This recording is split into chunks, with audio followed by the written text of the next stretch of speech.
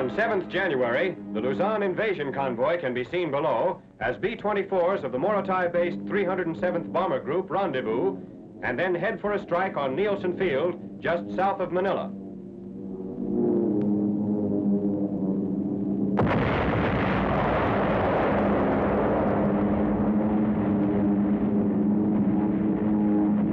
Operations meet heavy flak, but no enemy plane interception.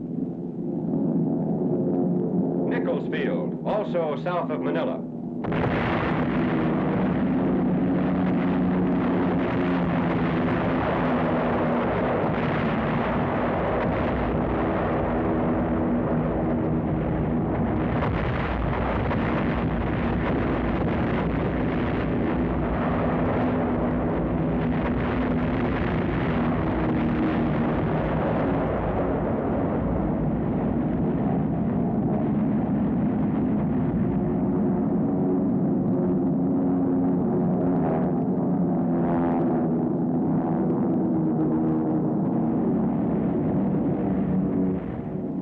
Nielsen and Nichols Fields are left bomb-pitted and burning.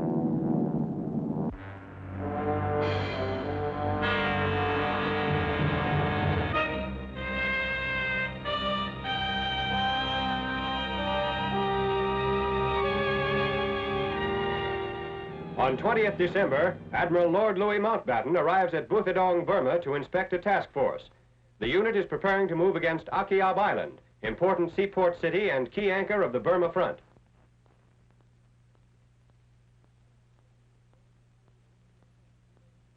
Allied strategy calls for cutting directly across river valleys. Sampans used for crossing waterways are trucked from river to river. Preparations are made for crossing the Calapanzin River, next to last waterway lying on the path to Akyab. The final crossing will be over the bay to the island on which Akyab is situated. The island of Akyab was occupied by the Japanese in May 1942. It was immediately made a big naval and air base, and bombing attacks were initiated against Calcutta. In December 1943, Field Marshal Wavell sent a force of Indian troops toward Akyab in the hope of retaking it. But the drive bogged down, and Wavell's men were forced to retreat. Recapture of Akyab would give the Allies 7 airfields capable of handling bombers and a port which can handle ships up to 8,000 tons. Beyond the Calapanzin River, the advance continues along the India Road.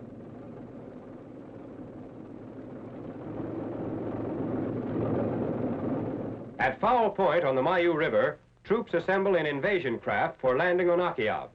The island lies 4 miles across the bay in the broad mouth of the river. Burmese villagers on the island had informed Indian Air Force pilots by a signal system that the Japanese had withdrawn. A reconnaissance party confirmed the information, but troop transports move in ready for action in case of a trap. Forces are reported to be the largest combined operation unit ever established in Southeast Asia. Landing is made without a single shot being fired. The only opposition encountered is in the form of numerous booby traps and mines left by the Japanese. Capture of the island means an important forward base for future operations against the Japanese in Lower Burma. The troops assemble and move toward Akyab, a city of 40,000 prior to hostilities. The 3 Allied columns still fail to encounter opposition as they travel inland. Closing in on the city, the troops find it completely abandoned by the Japanese. Even the inevitable sniper is missing. But booby traps and mines make search of the jungle city a difficult task.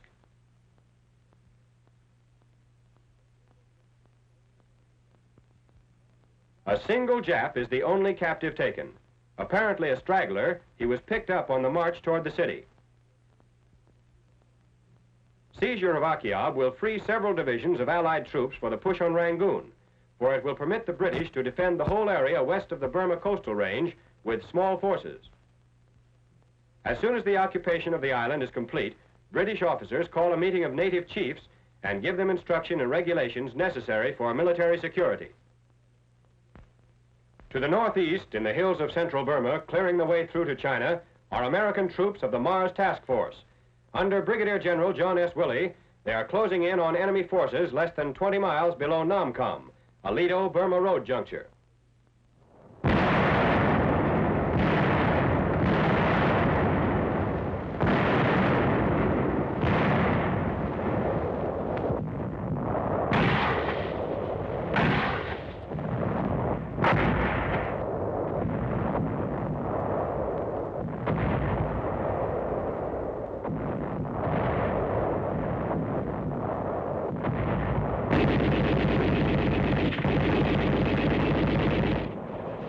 patrol dashes out of the brush after being pinned down by machine gun fire.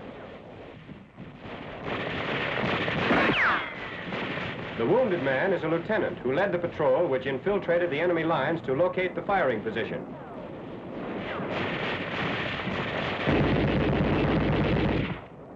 Japs killed by the 3rd Battalion in the Nam Mo Valley, just west of the Burma Road.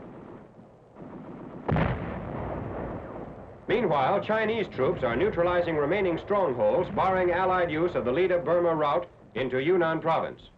The movement shown in these films is before the town of Nam Kam. The 88th Regiment, 30th Division, negotiates the Shuili River on bamboo rafts. Several crossings are made without detection.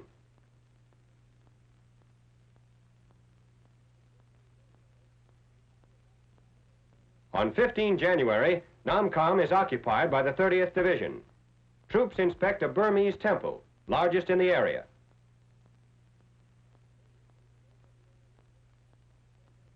A native reads an OWI leaflet dropped by the 10th Air Force. It mentions the Mars Task Force. The fall of Nam Kam is followed by seizure of Wan Ding and Muzay, removing last obstacles to the overland supply route to China.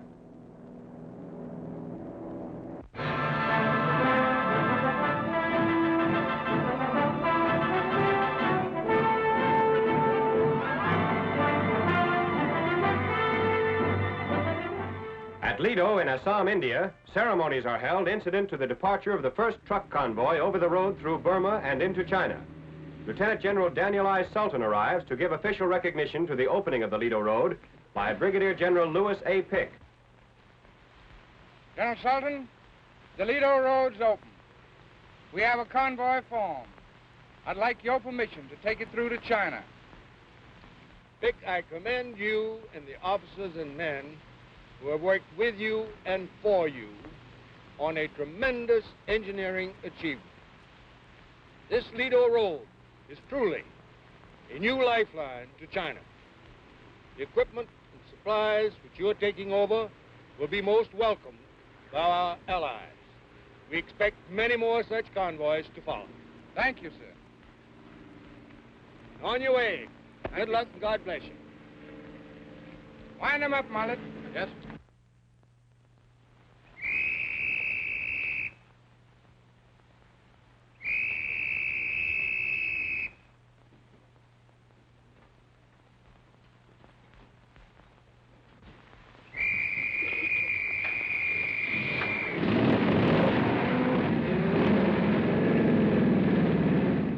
General Pick rides in the lead jeep. He assumed command of Ledo construction on 13 October 1943.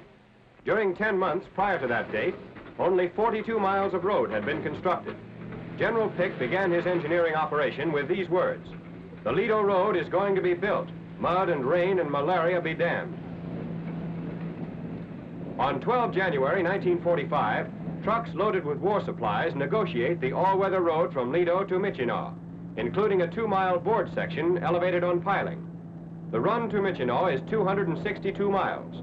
Another 200-odd miles bring the road to Bamo and Mongyu, where it connects with the old Burma Road. White and Negro engineering detachments, with the latter predominating in numbers, pushed through jungles, monsoon floods, and range after range of mountains to finish the project.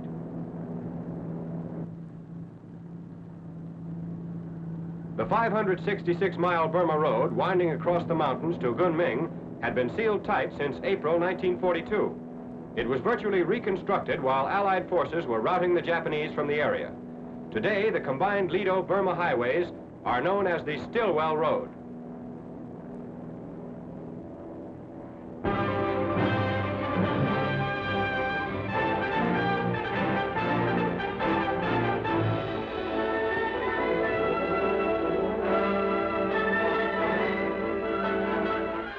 Corsairs of Marine fighting squadrons are ferried to a carrier for temporary duty in Western Pacific operations, prelude to the first landing on Luzon. These Navy films show the planes being hoisted to the hangar deck, 25th December. Pilots and technicians accompany the planes. They are believed to be the first Marine units to operate from a carrier of this type. to the flight deck, and then through Pacific waters with the rest of Vice Admiral John S. McCain's fast carrier task force of the 3rd Fleet, to be launched on the southeastern rim of the China Sea.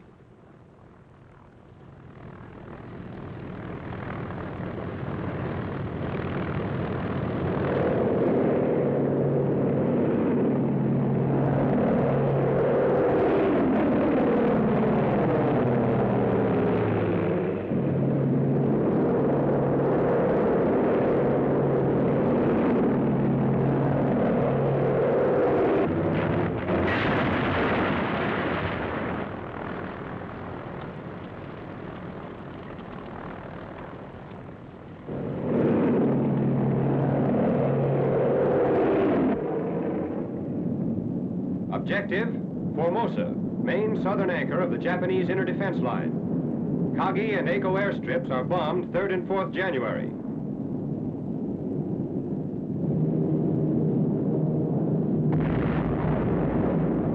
It was from some of Formosa's 25 airfields, including 8 fields of major size, that the first Jap attacks on the Philippines were launched.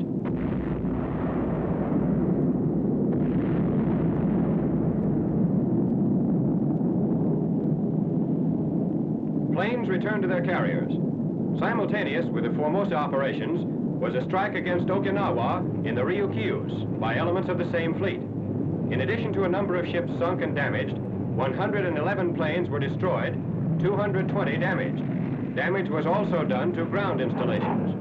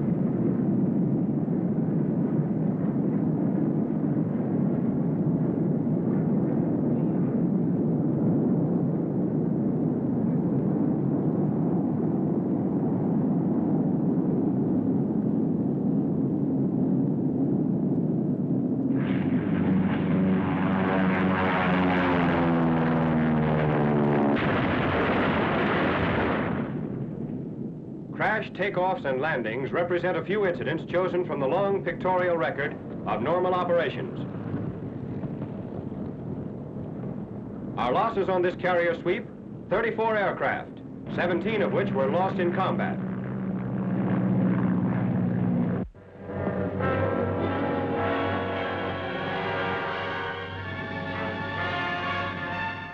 The difficulties of the Italian campaign are increased by severe winter weather which blankets the rough mountainous terrain with snow.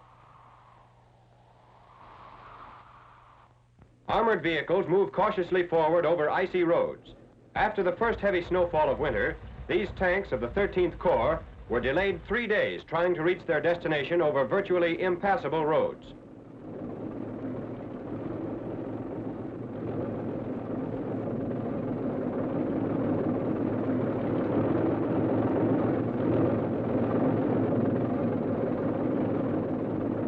When the snow-packed roads became icy, tank treads slipped and the vehicles slid into muddy ditches.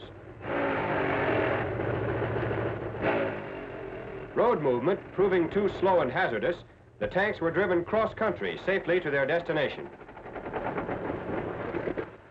Idiche River Valley. Heavy enemy shelling over this area has made it extremely difficult to set up gun emplacements. A field artillery battalion solves the problem. Concealed under what appears to be an ordinary pyramidal tent is a 105mm howitzer and ammunition. The gun fires through the tent opening. During bad weather, the tents also serve as shelter for both men and guns. New snowshoes are issued to units in the snow-blanketed 4th Corps sector, 5th Army front. A unit moves up the snow-covered road toward the jump-off point for patrol action. The patrol puts on snowshoes before starting off into the deep snow.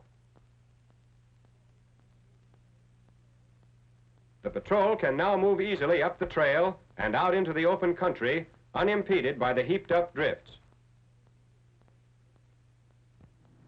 Snow and freezing temperatures in the Apennines make the going tougher than usual for the men handling vehicles along Highway 65. Men in trucks have some protection, but Jeep drivers have to use their wits to keep out of the wind, rain, and snow. By salvaging and taking advantage of scrap materials, many of them have constructed ingenious coverings. The canvas being used to cover this rod frame was salvaged from a shelter half.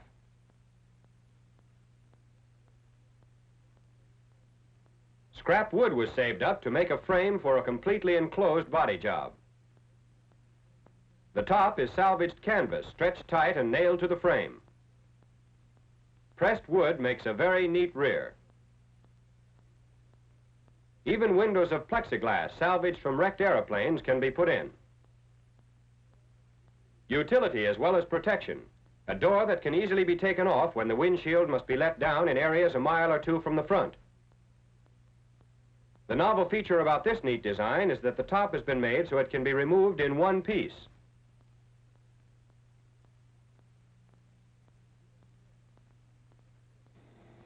The news spreads. The driver of a smooth job made entirely out of scrap materials shows a GI still freezing out in the cold what can be done. This vehicle could very easily pass for a station wagon, but it's just another Jeep. The driver designed it so it would have a maximum of window space.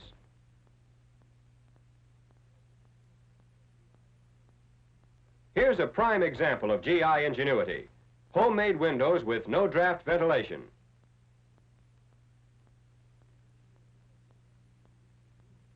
The unusual appearance made by this Jeep is due to the windows on the doors. They are made of 2 plexiglass blisters salvaged from a wrecked airplane. The dome makes backing up easy. A clever slide arrangement allows the driver to show his trip ticket without opening the door. While terrain and weather keep the Italian front fairly static, transforming Jeeps is just one example of GI ingenuity in improving living conditions.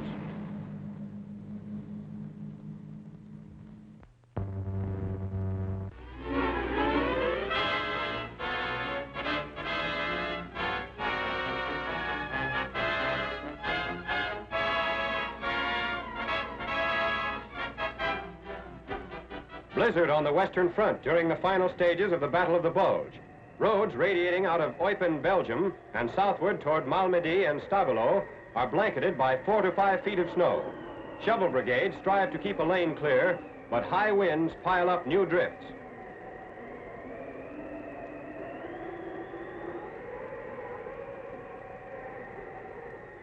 Tied up behind these snow removal forces are convoys stretching for 3 solid miles. Trucks loaded with ammunition, mail, and food, and ambulances with litter cases from the front lines. Troops improvise protective covering, but weather casualties have been severe.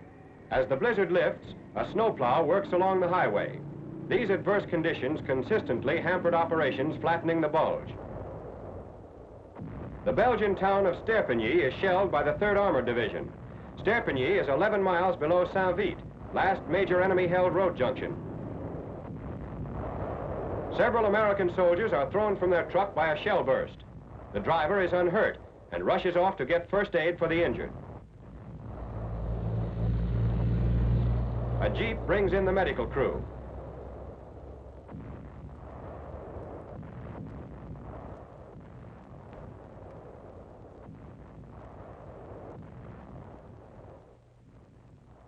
Near Falaise, 17 January, a Mark 6 tank camouflaged by the Nazis to resemble a U.S. M10 tank destroyer. Complete with our white stars and divisional markings, it was knocked out when it tried to penetrate the American lines. The disguised tank is removed by the 462nd Ordnance Evacuation Company, operating in the 30th Division sector. Quartermaster operations as shipments reach a communication zone headquarters supplying the Western Front. From trains and trucks, the stocks are unloaded onto conveyors and moved down to the sorting and supply area. The entire layout is arranged so as to shortcut the process of segregating the variety of foodstuffs and other stores prior to their delivery to troops. Detoured off the main conveyor belt by sorting crews, these boxes are stacked with others containing their particular type of provisions. Increasing quantities of supplies freshly arrived from coastal ports are moved up in pace with accelerated activities all along the Roer River, Luxembourg, and Alsace fronts. Collecting bed sheets from civilian homes in Stolberg, Germany, east of Aachen, to supplement our issue of cloth for snowsuits. American troops, aided by civilian authorities, gather the sheets on a house-to-house tour.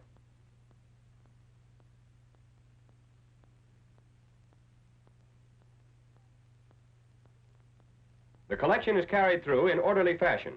Some opposition had been expected, but those responsible for gathering the sheets report that no resentment was apparent among the housewives of the German town.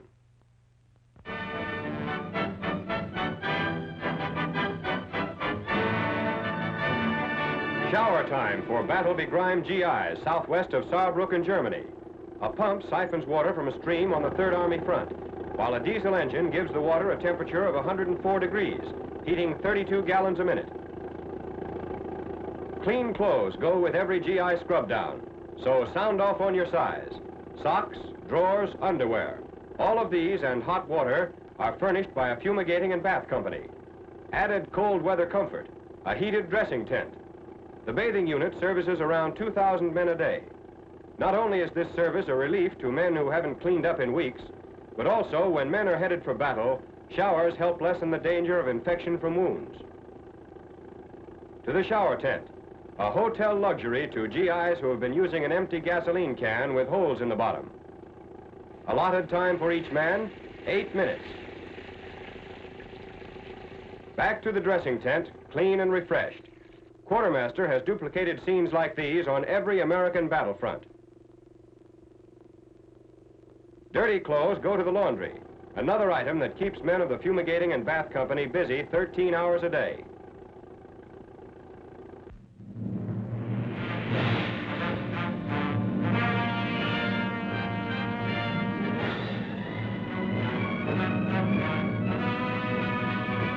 B-17s of the 8th Air Force.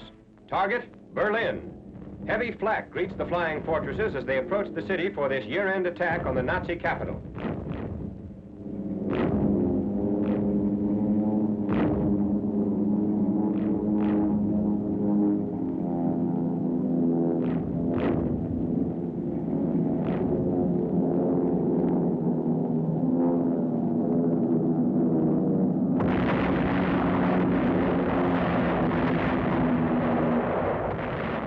War Department announcement labels Berlin as the most heavily bombed target in Europe.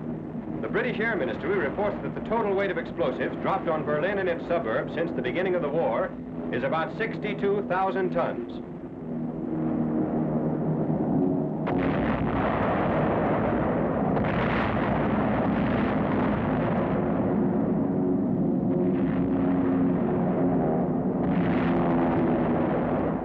In these Air Force's films, blockbusters are visible scoring hits within the target area.